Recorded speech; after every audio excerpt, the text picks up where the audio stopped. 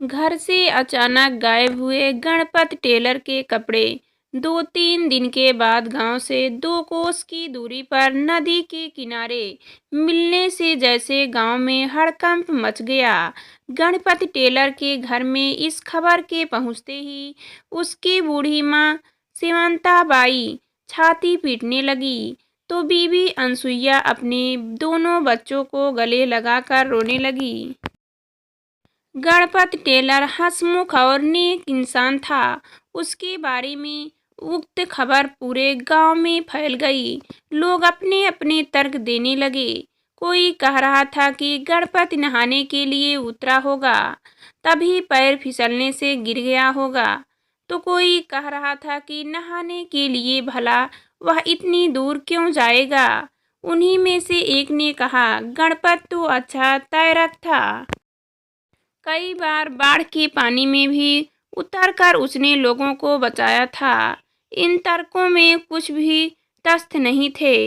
यह बात जल्द ही सबकी समझ में आ गई।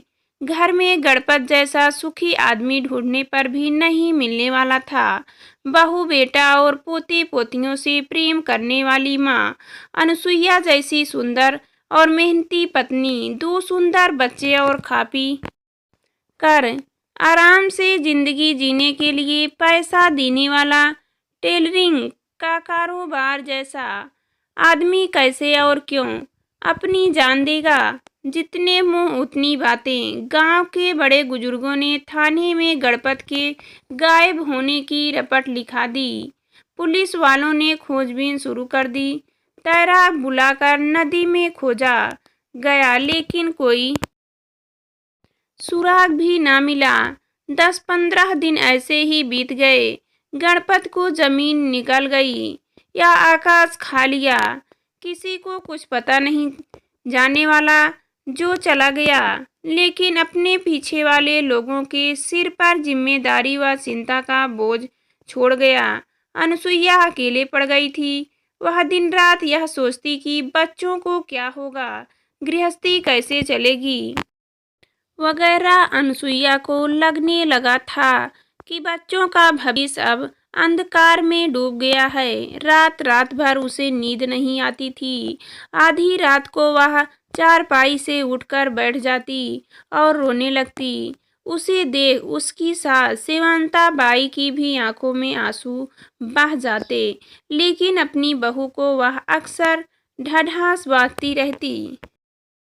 आज तक माँ बेटी जैसी रहने वाली बहू सास ऊपर से शांत रहने का दिखावा कर अपना दुख छिपा रही थी। लेकिन कहते हैं ना कि समय सब कुछ सिखा देता है। अब उनके दुख की तीव्रता कम होने लगी थी। एक तरफ समंता बाई लोगों के खेतों पर काम करने के लिए जाने लगी, तो दूसरी ओर अनसुईया लोगों की सिलाई कढ़ाई का काम करने लगी।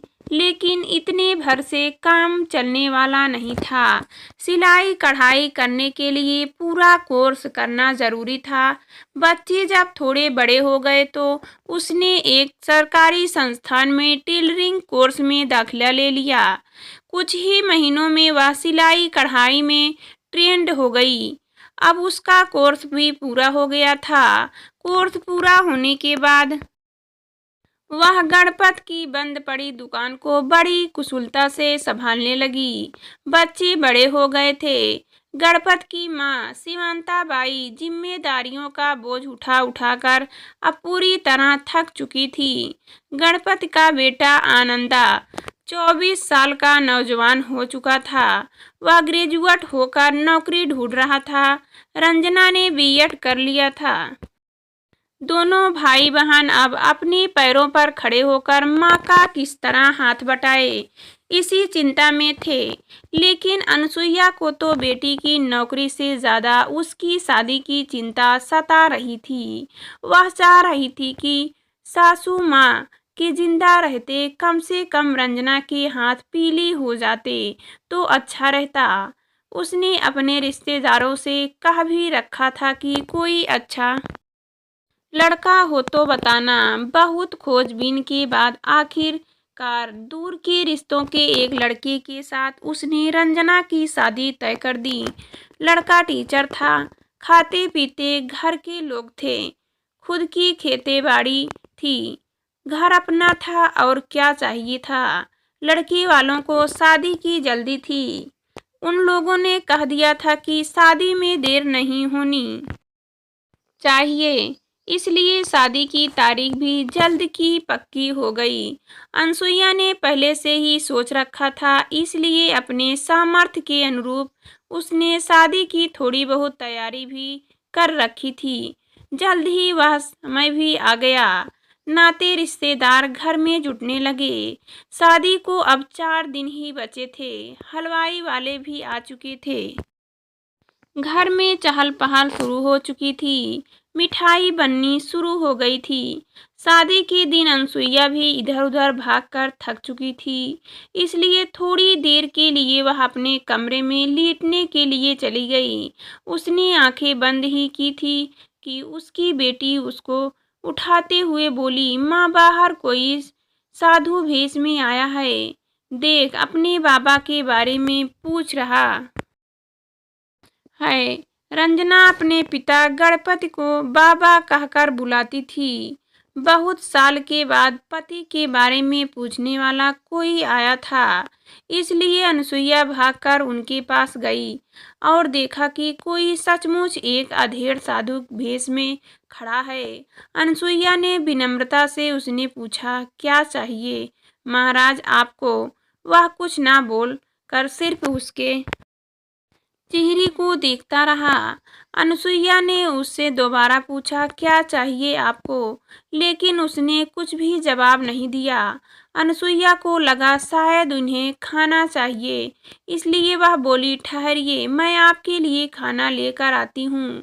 तभी वह अधेड़ बोला, नहीं खाना नहीं चाहिए, और उसने उसको पुकारा, अनसुईया यहाँ।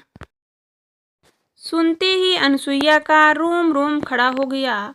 उसने उनकी ओर अपनी आंखें गड़ा दी और कुछ देर तक देखती रही। यह आवाज तो गणपत की है। तभी उसका ध्यान उसके माथे पर गया। उसने माथे पर वही कैंची का लगा हुआ निशान था। उसने उसे तुरंत पहचान लिया। अनसुईया को शांत देख वह फिर से बोला, अब तक पहचाना नहीं? अनसुईया आप इतने दिन तक कहाँ थे? आप लोग? वह कुछ बोल ना सकी। कुछ भी ना बोलते हुए गणपत ने सैल के अंदर से अपने हाथ बाहर निकाले।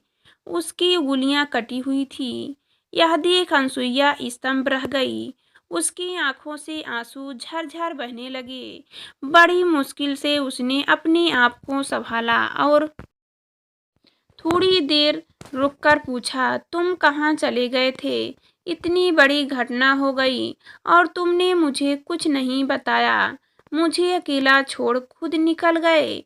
यह कहते कहते वह फूट फूट कर रोने लगी। पिछले 15 साल से उसे सता रहा सवाल एक ही क्षण में खत्म हो गया था। क्या क्या नहीं सहा 15 सालों में। पति के जिंदा रहते हुए भी एक विधवा की जिंदगी जी रही थी। वह पिता होकर भी बच्चे अनाथ की सी जिंदगी जी रहे थे। अभी दोनों के बीच की बात भी खत्म नहीं हुई थी कि रंजना मामा कहती हुई उसके सामने खड़ी हो गई। अनसुईया अजीब दुविधा में फंस गई थी। उसे एक तरफ गम था तो दूसरी तरफ खुशी भी बारात आ चुकी थी। सभी रिश्तेदार अनसुईया को पूछ रहे थे। अनसुईया माँ का फर्ज निभाने के लिए पति का साथ छोड़ बारात के स्वागत में लग गई, लेकिन मन में वह बार बार गणपत के हालत के बारे में सोच रही थी। धूमधाम से शादी संपन्न हुई और गणपत एक जगह खड़ा अकेला अपनी बेटी को विदा होते देखता रहा। गले लगाकर बेटी को विदा होते देखता रहा।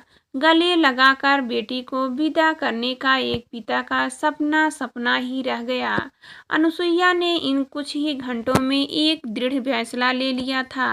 बेटी के विदा होने के बाद अनसुईया रसोई में गई और वहां से 4 लड्डू उठा थैली में डालकर गणपत के सामने रखकर बोली, लीजिए बाबा बेटी की शादी के लड्डू हैं, बोलकर दृढ़ता से वह उसकी तरफ पीठ फिराकर पीछे मुड़कर न देखते हुए अंदर चली गई। अब न उसकी आंखों में आंसू थे, न मन में उमड़ता तूफान। गणपत टेलर तो 15 साल पहले ही मर गया था। उसका अब आना क्या मायने रखता था?